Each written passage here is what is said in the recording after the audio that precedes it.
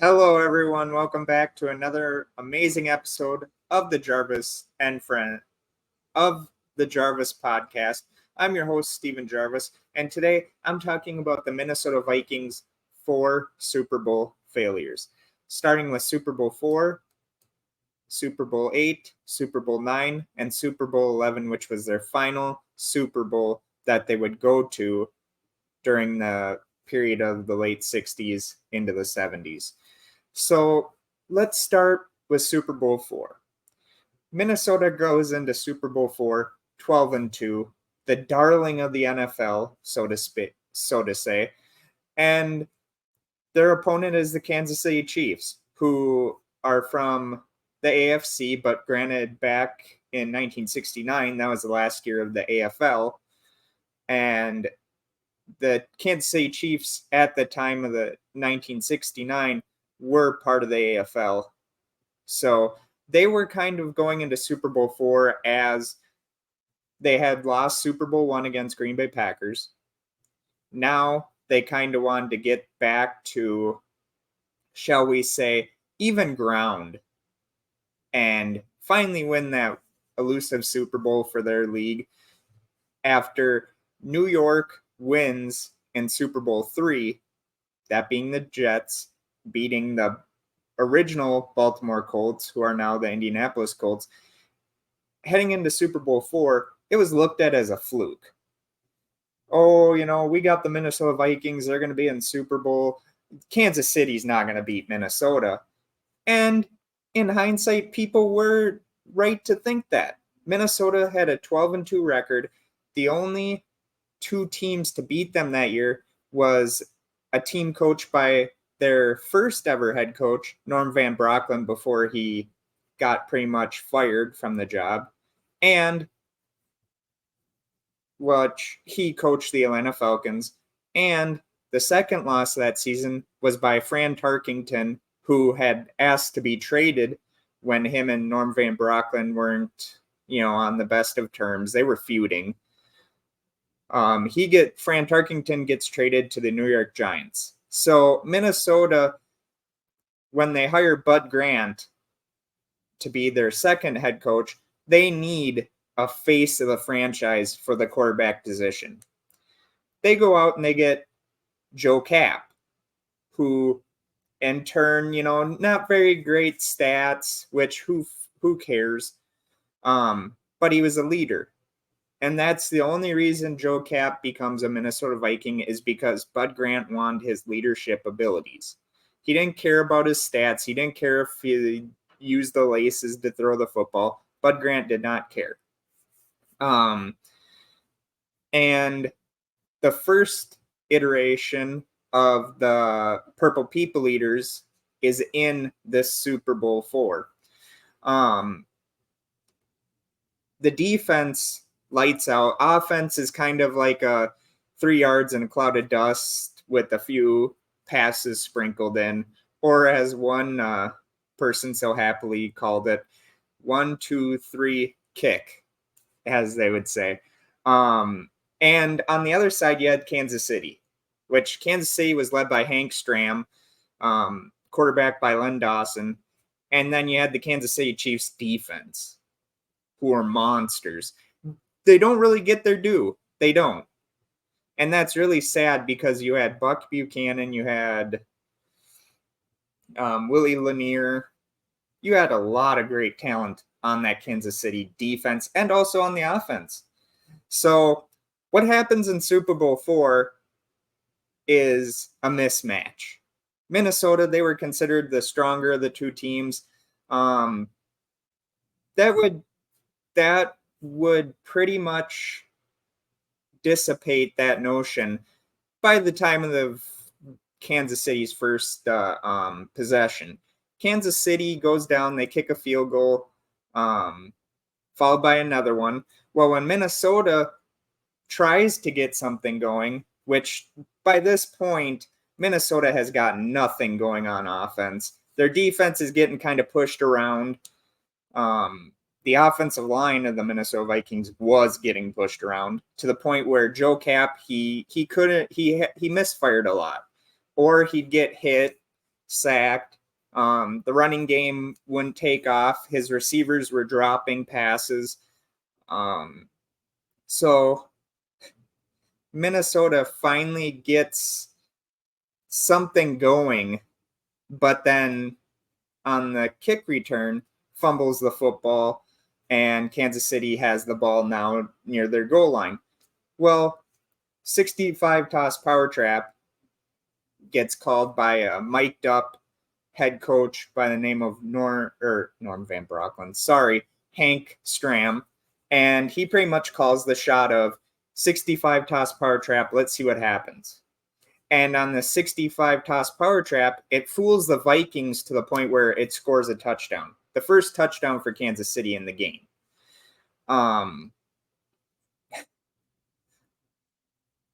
And as soon as that happens, we get into the third quarter. Minnesota hasn't scored yet. Joe Cap, who in the Super Bowl highlight films is called Injun Joe Cap, which Joe didn't have any Native American blood in him as far as I know. But Joe Cap finally gets the offense going in the right direction. They score, and that would be it for the Vikings for the rest of the day. Later on in the game, the Kansas City defense, which had been getting through the offensive line to get to Joe Cap, finally get him out of the game. And Kansas City, on a simple pass, makes the score, I think, 23 or 24-7. I can't really remember. And that's pretty much ball game. They're able to go after Joe Cap because, and I hate to say this to anyone that has to say shit or be negative about Joe Cap, what do you expect a defense to think when you're beating the holy hell and the only thing you can do is pass? They already know what you're going to do. So when people are like, oh, well, Joe Cap, the Kansas City defense didn't expect them to pass, blah, blah, blah, bullshit. When you're down 20 some points to one touchdown that you get, and it's in the fourth quarter, you're passing. I don't care what any of these blasé fans of the Minnesota Vikings say. They knew we were passing. We had to. But we didn't have a sophisticated enough offense like Kansas City did to where we could pick up amazing yards. And so Kansas City defense just pretty much mauls Joe Cap to the point where they injure him and he's out of the game. The game was such a mismatch, it wasn't even funny.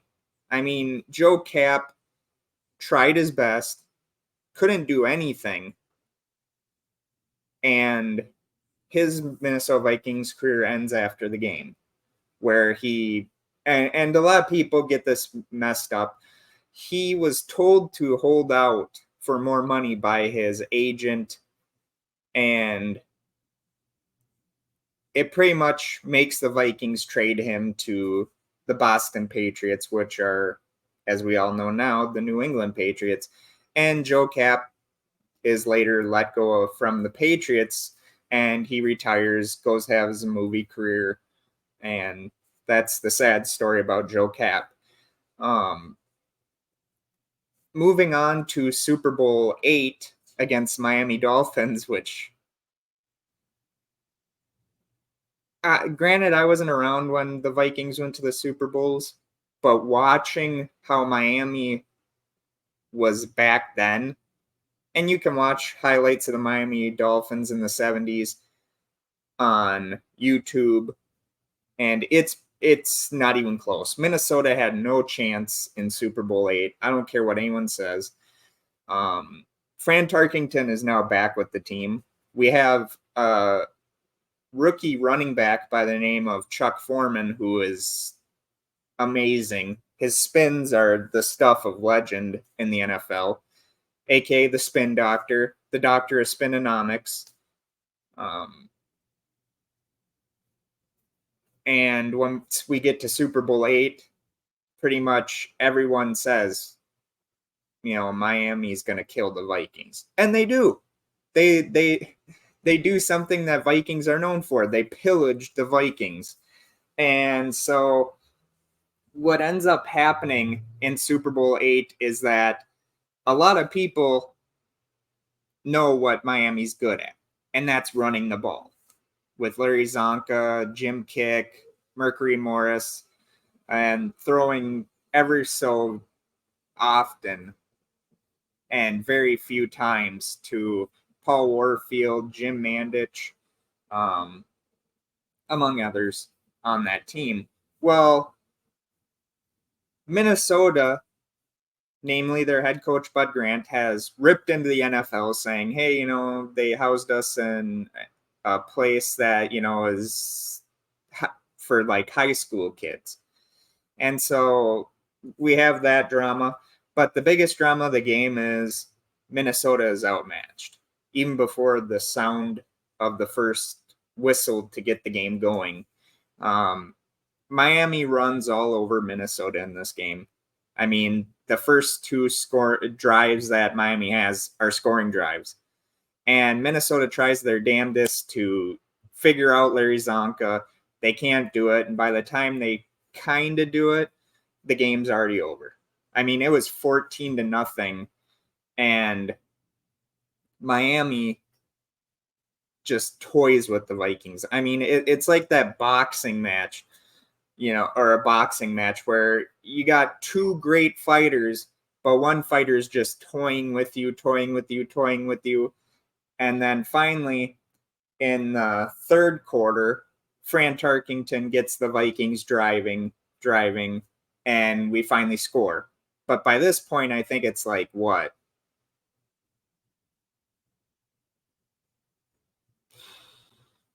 24-7.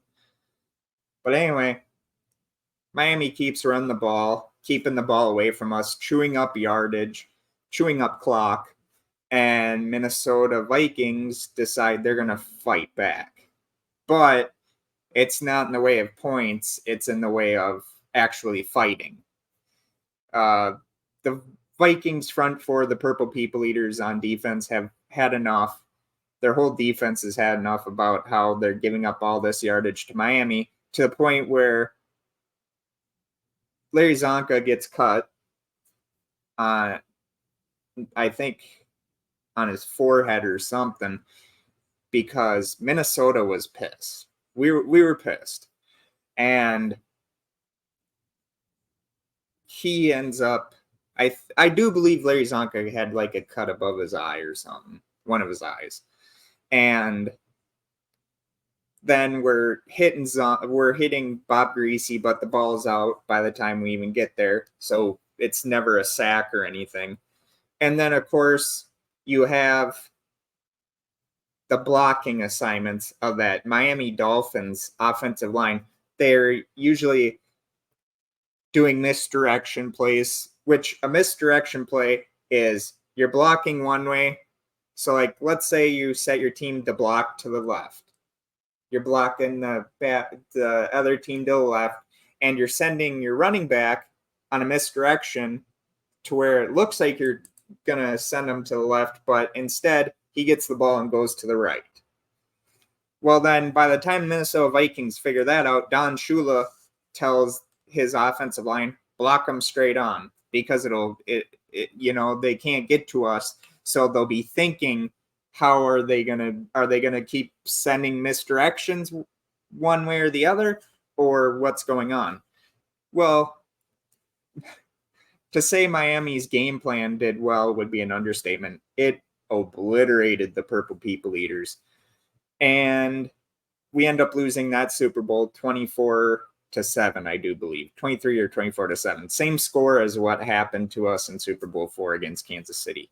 Super Bowl 9 against the Pittsburgh Steelers, we had a chance. We really had a chance in Super Bowl 9. But here's the thing that happens.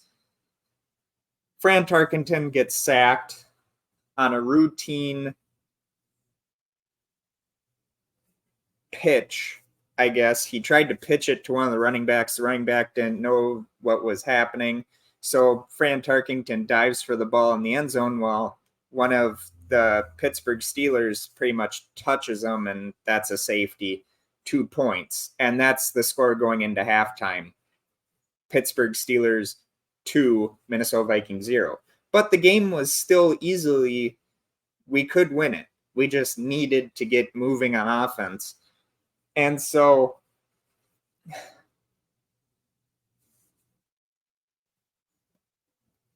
Minnesota does get in scoring position many times, but they either fumble the ball away or Fran Tarkington has a pass intercepted, and it's pretty much the game starts to get out of reach. Pittsburgh later scores, making it 9-0. Well, we come back, we block a kick or a punt, and it's 9-6 now. Minnesota just needs a field goal and we're tied.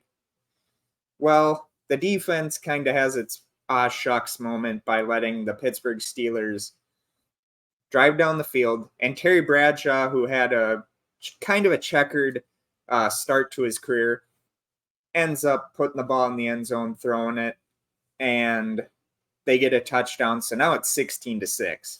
Well, Fran Tarkington has his oopsie daisy moments again by throwing interceptions, or, we have turnover on down plays and all that stuff. So the game ends up 16-6. Minnesota Vikings are now 0-3 in the Super Bowl, and they don't know what's going on. Here comes Super Bowl 11. And in Super Bowl 11, we're matched up against the Oakland Raiders, who are now the Las Vegas Raiders. And the Oakland Raiders just pillage the hell out of the Vikings the whole game. I mean, it wasn't even close. We get good field position right away in the game on a blocked punt, but I don't know if it was Oscar Reed or Brent McClanahan or who it was, but they end up getting hit by Phil Villapiano of the Oakland Raiders and fumble the ball right on the goal line, and Oakland ends up taking over. They get a field goal on their first couple of drives, but Ken Stabler tells head coach John Madden of the Oakland Raiders, hey, don't worry about it, John. We're going to win this game. They don't know it yet. And the Oakland Raiders eventually end up beating the holy heck out of Minnesota by the score of 32-14. And this is the last Super Bowl of the great Minnesota Vikings, the Purple People Eaters of Fran Tarkington, Chuck Foreman, and even Bud Grant. And so in doing that, each one of those teams that beat us in the Super Bowl, if you ever go back and watch what they do, it's pretty much the same thing. They run the ball, they eat up amazing and massive yards against us, and they sprinkle in passes, which they get touchdown passes and all that. But ultimately, the Vikings are outdone by themselves. They can't do anything right on offense. They can't do anything right on defense. And that's pretty much the undoing of the Minnesota Vikings in their 4 Super Bowl losses. Another thing is, they played great teams in the Super Bowls. We never played a slouch like Denver. We never played a slouch like the Patriots back in the day or the Colts back in the day. We played teams that were dynasty era teams. I mean, granted, Kansas City only wins 1 Super Bowl in that era. But you know what? They easily could have went back and won more. Miami, they only won 2. They could have easily won more. Pittsburgh becomes a dynasty and wins 4 Super Bowls. And Oakland, which could have been another dynasty, win only 1 Super Bowl in that era. But here's the main selling point on that.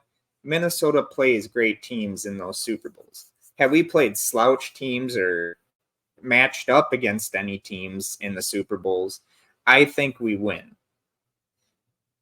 But, as a Minnesota Vikings fan, I think I'm entitled to say that we were never good in the Super Bowl. We were good leading up to it, but when it came time to win that prize, the ultimate prize, we didn't do good. And so it later ends up being our downfall in what happens, and Minnesota ends up 0-4 in the Super Bowl. We haven't been back since, and so it later kills the legacy of the Minnesota Vikings, which to me, making it to 4 back in those days was an accomplishment all itself. But yeah, not winning one, everyone looks at that and they say, well, Minnesota never won a Super Bowl or this, that, and whatever else. Get there 4 times and then we'll talk. Most teams haven't done that, and most teams will never do that.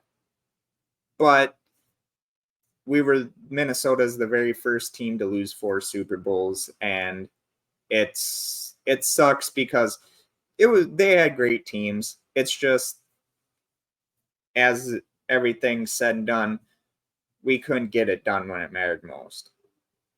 So that's my episode for today. Sorry if it feels kind of rushed. I've been thinking about I'm going to be hopefully going to a new college to learn radio/sports broadcasting, and I can't wait. So I'm really excited for that. So I'm sorry if this felt like it was a blah podcast episode, but if you're new to the channel, please hit that like and subscribe button.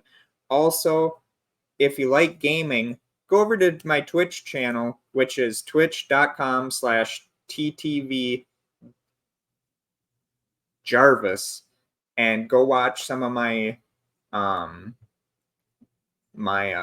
gaming streams on there. But yeah, thank you so very much. I hope you have a wonderful day. I hope that you enjoy this. And if you're new to the YouTube channel, please hit that like, subscribe, comment, hit the notification icon, as it does help us grow. Same thing on Twitch. Please follow us on there. Thank you so very much. I'm Steven Jarvis. This is the Jarvis Podcast, and I will talk to you on Saturday.